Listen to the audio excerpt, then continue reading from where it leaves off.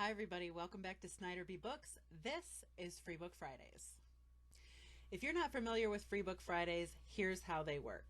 I go to Amazon and I download a free Kindle version of something that sounds interesting. I read it and then I review it here on my channel on Fridays.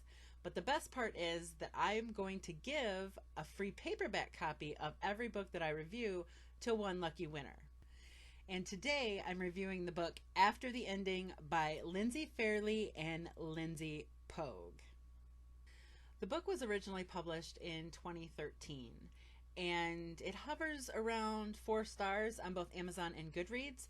And since the two main characters, Danny and Zoe, are college aged, it does qualify as a new adult series.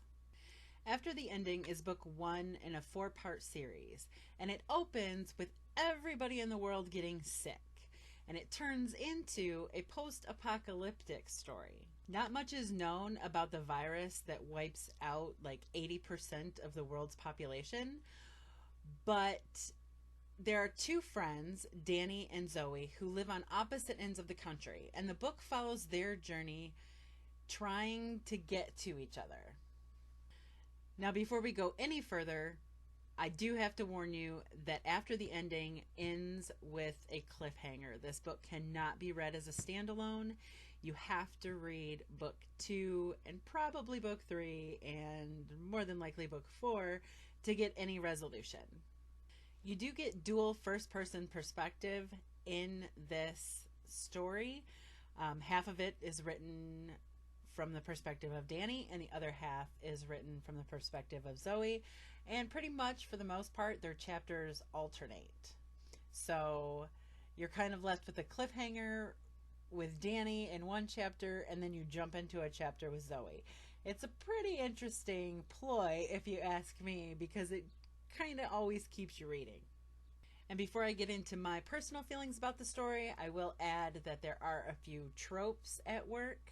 The first would be the military guy, the military alpha guy romantic interest. So that's one trope. Another is best friend's brother trope. There's also kind of this love in extreme circumstances, as well as a little bit of playboy guy to devoted lover. While obviously we care about the developments with Danny and Zoe, please be aware that there are a lot of characters in this book. Each girl basically ends up with a group helping her get across the country. So I think the authors did a good job in making each character unique and giving each character something memorable to help the reader along and keeping everybody straight.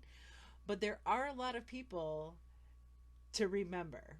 If you haven't picked it up in some of my other videos, then I probably should preface the rest of this review by saying I am a post-apocalyptic zombie, half the world is wiped out, oh no, what are we gonna do, disaster kind of fan.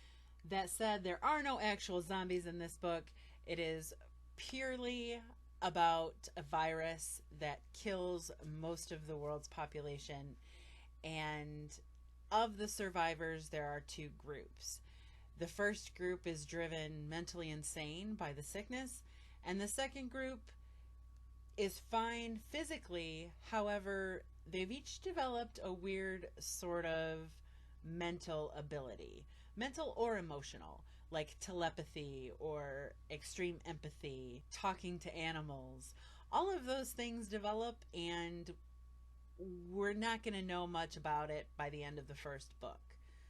Be warned. It's just something that kind of starts to happen and kind of piques your interest, and then bam, ending. I liked the writing in this book. I liked the character development, especially given how many characters there are. I also liked the unpredictability of the book. I can't really call it mystery, It's kind of suspenseful, but what I mean by unpredictability is you never really know who's safe. You know a lot about all of these characters that are in the book, and at any moment, one of them might croak. The one thing that bothered me about After the Ending was that it began pretty slow. It took a minute for me to get interested and invested. Definitely a few chapters. It also did something that drives me absolutely crazy in books is it included electronic nonverbal communication. I can't stand when a book features strings of emails or strings of text messages. It drives me absolutely insane. And if you're going to do it in a book, then by all means, make it important. So at the beginning of After the Ending, for some reason, people are dying off left and right, but the internet still works. And Danny and Zoe spend probably the first quarter, if not the first third of the book, emailing each other about updates and where they are and what the plan is. And that's all well and fine, except to the reader, we've already experienced it from the point of view of the character. Then we sit down and read an email that character has written to their friend. And it reiterates everything that we've just read. So to the reader, those exchanges are completely unnecessary. Could have been summed up with, and then I emailed Danny and told her about it. But instead, I feel kind of like we're engrossed in the story, we're reading the book, and then we have to take a pause and read a narrational play-by-play. So if I have any complaints at all about this book, it is that one. I don't know how the two Lindsays, yeah, they're both named Lindsay, divided up the work of writing this book. In my mind, I imagine that one wrote from Danny's perspective and one wrote from Zoe's perspective, but it's not exactly obvious. So the way this book appears, it could have easily been written by one author. The only problem that I think stemmed from having two authors is that towards the end of this book, poor Zoe, she started getting kind of rushed. She went from chapters that encompassed a couple of days to chapters that encompassed weeks. So Danny's didn't seem to do that, but Zoe's did. So that's what leads me to think that one Lindsay took Danny and the other Lindsay took Zoe. But again, all speculation. So there are a couple of keys here to determining whether or not you will like this book. The first is it's a cliffhanger part of a series. If you're not into that, if you want a beginning, middle, and end all encompassed in one book, then After the Ending's not going to do it for you. However, keep in mind that the first book was published in 2013. The others have been published, so there's no waiting around. If you wanted to skip straight to book 2, you have that option. Other things to consider is, do you like new adult? If you are of that age and that's primarily what you read, then you should consider picking up After the Ending. If you're not and you don't care for college age characters, then you might want to skip this one, because these are not only college age characters, but they're college age characters pretty much thrown into the worst case scenario possible, and their attitudes, reactions, and crazy ass thoughts would probably get on your nerves. I'm just keeping it real. Lastly, do you like a complicated story? If yes, you'll like After the Ending, maybe. If not, you won't like After the Ending, maybe. And what I mean by complicated story is, like I mentioned, there's a lot of characters in this book. There's a lot to keep straight. It was something about the book that I personally enjoyed. I like to get involved with characters. In fact, that was my dog. Character development and getting to know the characters is my favorite part of a book. I care a lot less about the sci-fi elements in this book. I don't care about the abilities or things of that nature. I care very much about the characters, and I want to know who's going to live and who's going to die. So that's something that's probably going to propel me into reading the second book because I'm invested. I don't know if I could live without knowing what happens to these people. Well, okay. That was dramatic. I could live. I will live. I'm just saying. One last thing you should know is that this book is considered a romance. Oddly enough. Is there a romantic subplot here? Absolutely. In fact, there's a couple of them because there's two main characters.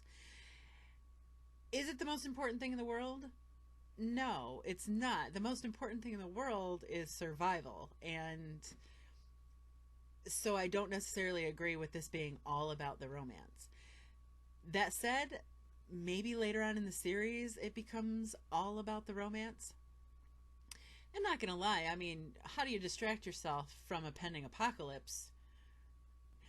But if you don't like a little bit of romance with your apocalypse, then there's going to be a lot of parts of this book that you skip.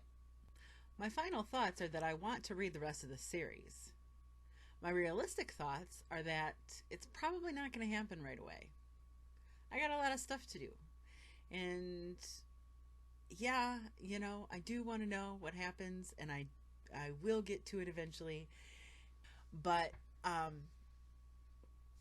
do like the book. I am glad I got it. I am glad that I found it for free. I am glad that I was introduced to this story, and it was quick, it was painless, it was worth my time. That's about all you can ask for out of a free book, right? If you think you would like to read after the ending, then please click on the link below and see if you can still get your hands on the Kindle version for free. Otherwise, it's also available in paperback. Speaking of which, if you want a free paperback copy of After the Ending, there is another link in the description box below that will allow you to enter to win one from me. On me, for you, for free.